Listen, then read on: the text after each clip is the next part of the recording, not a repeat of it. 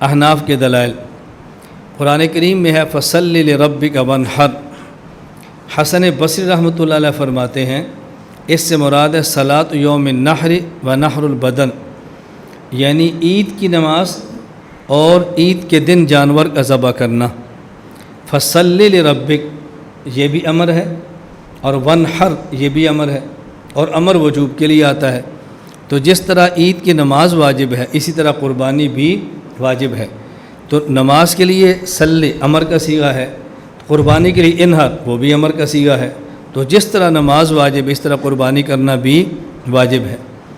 ابو بکر جساس رحمۃ اللہ علیہ بہت بڑے فقیہ گزرے ہیں، وہ فرماتے ہیں حاضت تعویل یتضمن معنیین، یعنی اس تفسیر کے مطابق کہ فصلی لربک سے مراد نماز عید ہے، وانحر سے مراد قربانی ہے، اس تفسیر کے مطابق جو حسن بصری نے فرمائی ہے اس سے دو باتیں ثابت ہوئی۔ نمبر ایک ایجاب صلاۃ الاضحیٰ، ایجاب صلاۃ الاضحیٰ قربانی کے دن عید کی نماز کا واجب ہونا، والثانی وجوب الاضحیہ اور قربانی کا واجب ہونا۔ کیوں؟ دونوں کے لیے امر کا صیغہ استعمال ہوا، ایک کو واجب کہہ دو اور ایک کو سنت کہہ دو، اس پر تمہیں مستقل دلیل پیش کرنی پڑے گی، اس لیے ہم دونوں کو واجب کہتے ہیں۔ علامہ قاضی ثناء اللہ پانی پتی رحمۃ اللہ علیہ تفسیر مزید فرماتے ہیں فصلی لربک صلاۃ العید یوم النحر و نحر نسکک فعلی ھذا یثبت بہ وجوب صلاۃ العید والاضحیہ۔ اکرمہ، عطا اور قتادہ وہی تفسیر کرتے ہیں جو حسن بصری نے فرمائی ہے کہ فصلی لربک سے مراد نماز عید ہے اور وانحر سے مراد قربانی ہے۔ تو جس طرح نماز واجب ہے اس طرح قربانی بھی واجب ہے۔ حدیث پاک میں ہے، یہ تو قرآن کریم تھا، حدیث پاک حضرت ابو ہریرہ رضی اللہ تعالیٰ عنہ ارشاد فرماتے ہیں رسول اکرم صلی اللہ علیہ وسلم فرمایا من کان لہ سعۃ ولم یضحی فلا یقربن مصلانا، یہ جو شخص صاحب نصاب ہو، صاحب وسعت ہو، صاحب استطاعت ہو، قربانی کر سکتا ہو پھر بھی قربانی نہ کرے، تو ایسے شخص کو ہماری عیدگاہ میں نہیں آنا چاہیے، ہماری عیدگاہ میں مت آئے۔ یہ روایت سنن ابن ماجہ باب الاضاحی، مسند احمد حدیث نمبر 8254، السنن الکبریٰ کتاب الضحایا میں موجود ہے۔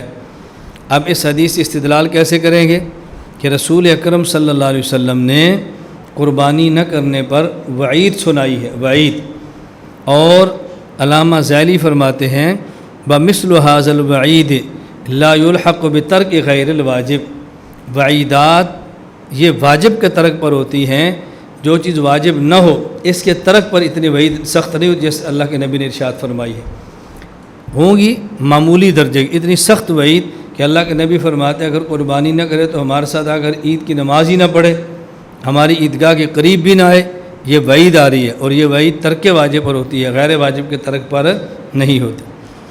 اس پر ایک سوال ہے، یہ جو ہم نے دلیل پیش کی ہے کہ عید کی نماز واجب اور حدیث کو پیش کی، اس پر سوال ہے۔ سوال کیا ہے؟ حضرت عبداللہ بن عمر رضی اللہ عنہما فرماتے ہیں رسول اکرم صلی اللہ علیہ وسلم نے ارشاد فرمایا من اکل من هذه الشجرہ یعنی سوم فلا یقربن مسجدنا، کہ جو شخص تھوم کھائے، تھوم یہ کھا لے، اور اس کو چاہیے کہ جب تھوم کھایا ہو تو مسجد میں نہ آئے۔ یہ روایت صحیح بخاری باب ما جاء فی صوم النی والبصل والکراس کے اندر موجود ہے۔ اب اگر آپ کہتے ہو کہ اللہ کے نبی نے وعید فرمائی کہ جو قربانی نہ کرے عیدگاہ میں نہ آئے، اس سے ثابت ہوا کہ قربانی کرنا واجب ہے، تو حضور فرما رہے ہیں کہ جو لہسن تھوم کھا لے وہ نماز کے لیے ہماری مسجد میں نہ آئے، تو اس سے معلوم ہوتا ہے کہ تھوم کا نہ کھانا واجب ہے اور اس کا کھانا حرام ہے، حالانکہ نہ اس کا کھانا حرام ہے، نہ اس کا کھانا حرام ہے، نہ ترک اس کا واجب ہے۔ سوال سمجھ آ گیا؟ جواب سمجھے۔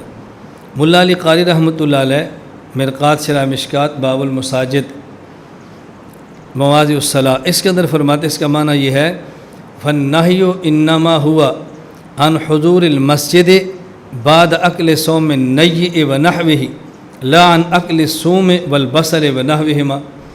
فرماتے ہیں اس سے جو ثابت ہو رہا ہے اللہ کے نبی نے جو منع کیا ہے وہ تھوم اور لہسن کھانے سے منع نہیں کیا، تھوم اور لہسن کھا کر مسجد میں آ کے نماز پڑھنے سے منع کیا ہے۔ یہ نہیں فرمایا کہ یہ لہسن نہ کھایا کرو، نہ، فرمایا یہ کھاؤ، اگر کھا لو تو اس حالت میں مسجد کے اندر نہ ہو۔ کیا مطلب؟ اگر کلی نہ کی ہو، منہ صاف نہ کیا ہو تو مت آؤ۔ ملائکہ مسجد میں ہوتے ہیں اور ملائکہ بو سے نفرت کرتے ہیں۔ اب اگر کسی نے لہسن اور تھوم کھا لیا ہو اور مسواک اور کلی کر کے اس کی بو کو زائل کر دیں تو مسجد میں آ کر نماز پڑھنے میں کوئی قباحت بھی نہیں، کوئی حرج بھی نہیں ہے۔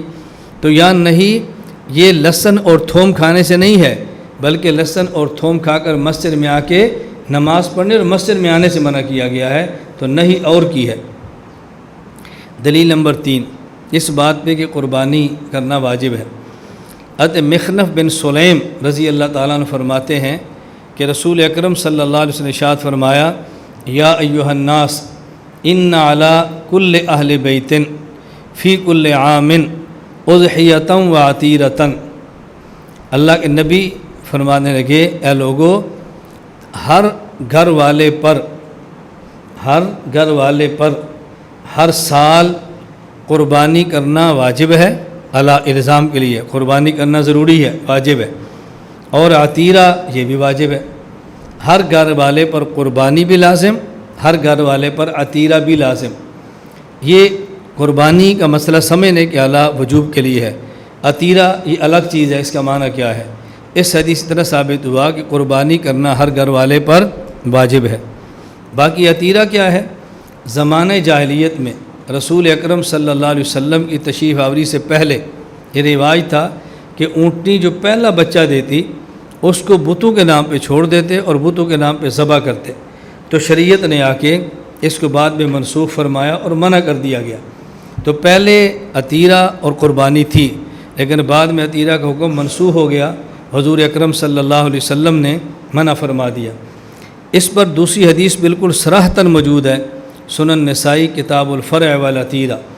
حضرت ابو ہریرہ رضی اللہ عنہ فرماتے ہیں، نہا رسول اللہ صلی اللہ علیہ وسلم عن الفرع والعتیرہ، کہ نبی کریم صلی اللہ علیہ وسلم نے عتیرہ اور فرع سے چھوٹی سی بات رہ گئی، اللہ کے نبی نے ارشاد فرمایا کہ تمہارے اوپر قربانی بھی واجب ہے اور عتیرہ بھی واجب ہے۔ قربانی سے مراد تو سب سمجھتے ہیں، عتیرہ سے مراد زمانہ جاہلیت میں رجب کے مہینے میں بتوں کے نام پہ ایک جانور ذبح کیا جاتا جسے عتیرہ کہتے تھے، رجب کے مہینے میں۔ تو شریعت نے پہلے اس کو باقی رکھا، عتیرہ بھی باقی رکھا اور مزید ساتھ قربانی کا حکم دے دیا۔ بعد میں رسول اکرم صلی اللہ علیہ وسلم نے عتیرہ سے بھی منع کیا اور فرع سے بھی منع کیا۔ وہ فرع کیا ہے؟ ابو ہریرہ فرماتے رضی اللہ تعالیٰ عنہ، نہا رسول اللہ صلی اللہ علیہ وسلم عن الفرع والعتیرہ۔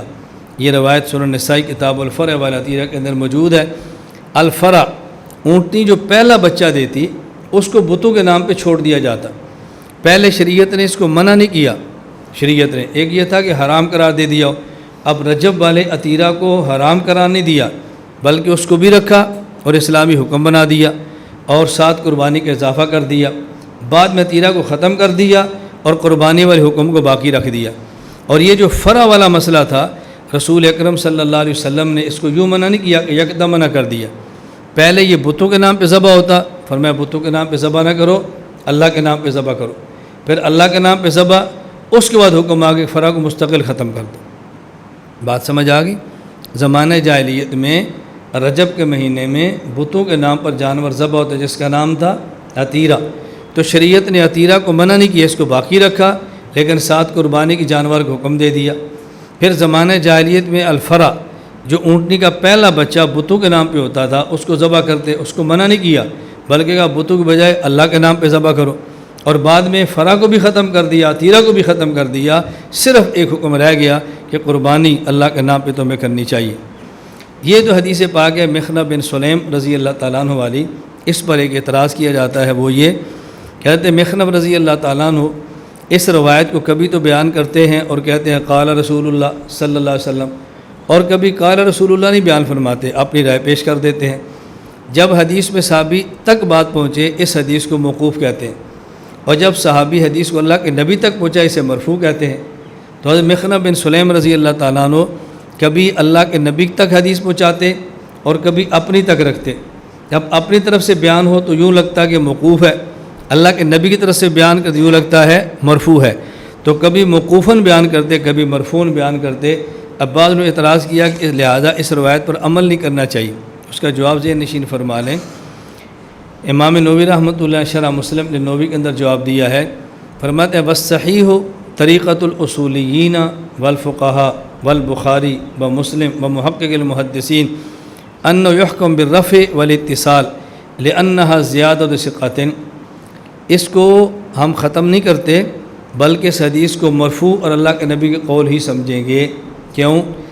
مخنف صحابی ہیں اور صحابی ہمیشہ ثقہ ہوتا ہے، اور ثقہ اگر حدیث میں کسی لفظ کا اضافہ کرے تو ثقہ کی زیادتی قبول ہوتی ہے، اس لیے اگر وہ اضافہ کرے نا اور قال رسول اللہ کے، ہم اس کو قبول کرتے ہیں اور اس کو حدیث مرفوع سمجھتے ہیں۔ اور دوسرا علامہ جلال الدین سیوطی رحمۃ اللہ علیہ نے تدریب الراوی میں ضابطہ بیان فرمایا ہے، اور اسی والے سے بات یہ ذکر فرمائیے۔ فرمایا علامہ ماوردی فرماتے ہیں لا تعارض بین ما ورد مرفوعا مرہ وموقوفا علی الصحابی اخرى لأنہ یکون قد رواہ وافتى بہ۔ ان دونوں میں کوئی ٹکراؤ نہیں ہے، کبھی صحابی اللہ کا نام لے کر بیان کرے حدیث مرفوع ہو جائے، کبھی اللہ کے نبی کا نام لے کر بیان نہ کرے تو حدیث موقوف ہو جائے۔ تعارض کیوں نہیں؟